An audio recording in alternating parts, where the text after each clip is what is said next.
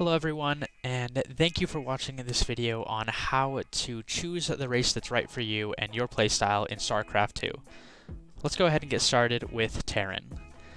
So, Terran is the race that is most like other RTSs. So if you ever played like Command & Conquer, or if you've ever played like Red Alerts or Generals, anything like that, Company Heroes maybe, you build workers that build buildings that produce units. So if you have a lot of workers, you can build a lot of buildings, you can expand, and you can build production facilities that produce the units that go out and kill things for you. It's basically your normal stuff, you know. You can have two different main playstyles though. You have your bio playstyle, which is really focused a lot on Marines, Medvacs, and Siege Tanks. Okay, and so all of these things are like, we need to get units and we need to go out and we need to start attacking the opponent. We need to get in their face, we need to get in their worker line, kill them, we need to attack at two different places at once.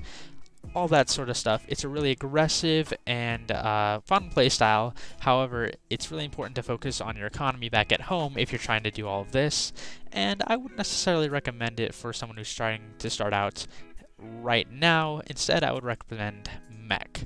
The mech playstyle for Terran is a lot more of the heavy hitters of units, and so instead of having the Marines, these guys that are just small and shoot up and down kind of, but they're not doing a lot of damage at the start, you have like siege tanks, you have Thors, giant robots that shoot stuff, you have like Vikings, you got like Hellbats, and things that are really slow but also really powerful, and so they're gonna hit way harder.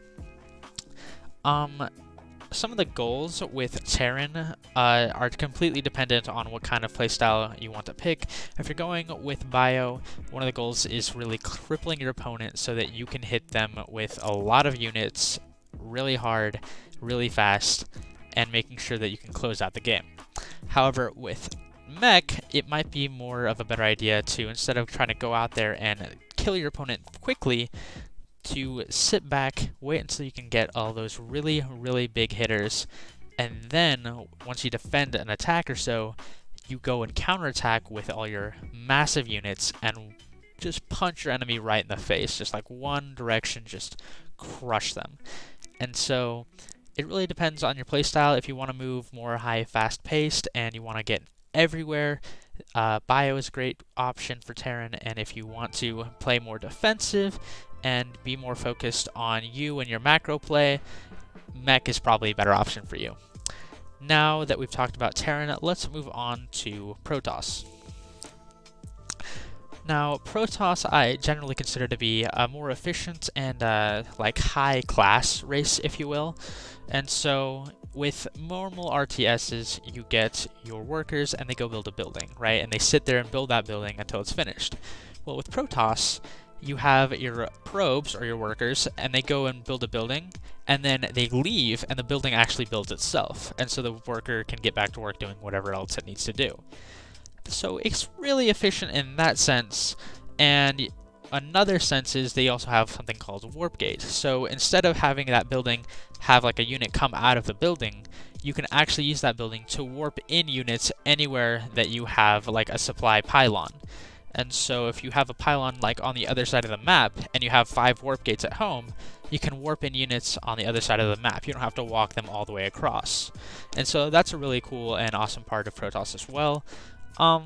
One thing about their playstyle is they can have a slightly weaker early game, but they have a really strong mid to late game. So, like, the thing about Protoss is you have these awesome, really powerful units, but you only have a couple of them, or like a few of them. So in order to like defend yourself and be safe against like Zerg, for instance, which can make a ton of units, you can build like walls, you can get your units in good positionings to defend, because like one Protoss unit can take down like 20 Zerg units, but it has to be in the right spot at the right time. You know what I mean? And so one thing we can focus on with Protoss is, instead of trying to like mass produce units right at the first, is to get really good units out. You want better tech.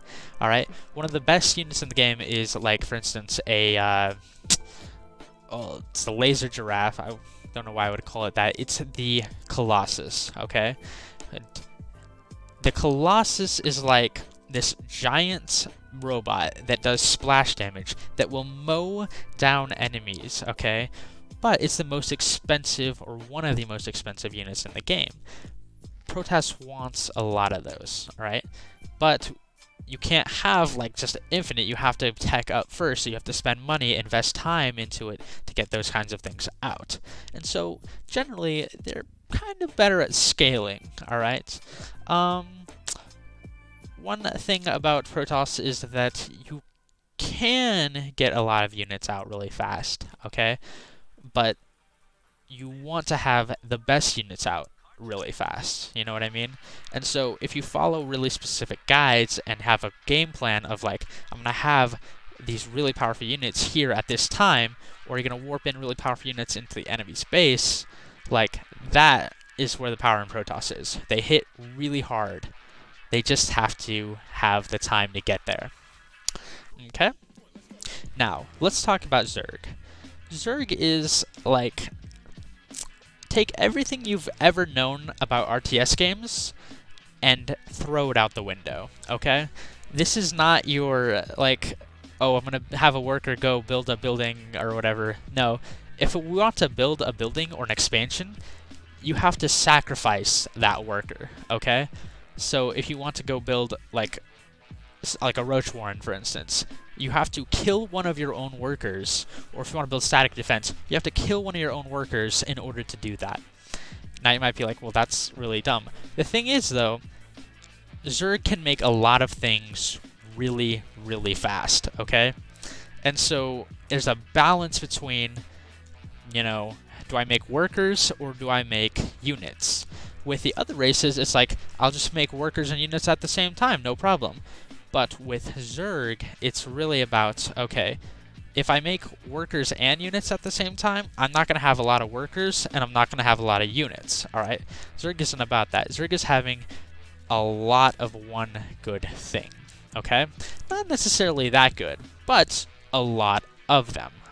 So if you really want to, like, swarm your opponents and have way more than they ever thought you could even have, Zerg is probably a really great option for you. It's a lot of fun, but it can be really difficult to master when you know to drone and when you know to make units. It's a very different mindset approaching RTS, which I think is what makes it one of the most fun races.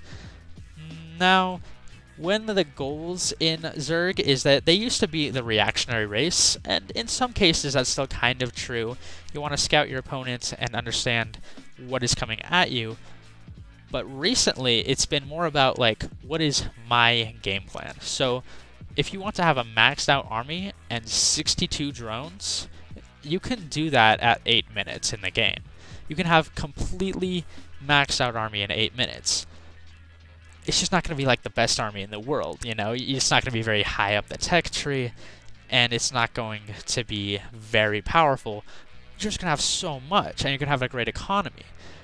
But you have to understand more about the game, alright? And I've been playing the game. I have over 4,000 games, and one thing about all of these people, all these races, is you need to have growing game sense, okay?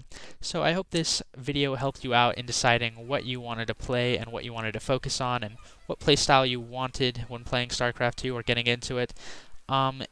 If you like this video, go ahead and leave a like. Also, I would love for you to comment in the comment sections. I reply to every single comment, and if you leave a comment, I can feature it in the next video as well. Now, if you really enjoyed this and you want to see more content like this, feel free to subscribe, and thank you very much for watching.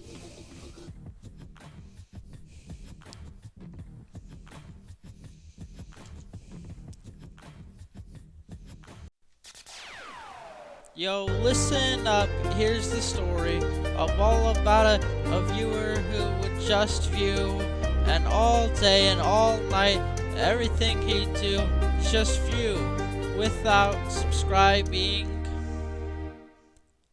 Subscribe. Oh, please subscribe. Oh, dear God, subscribe.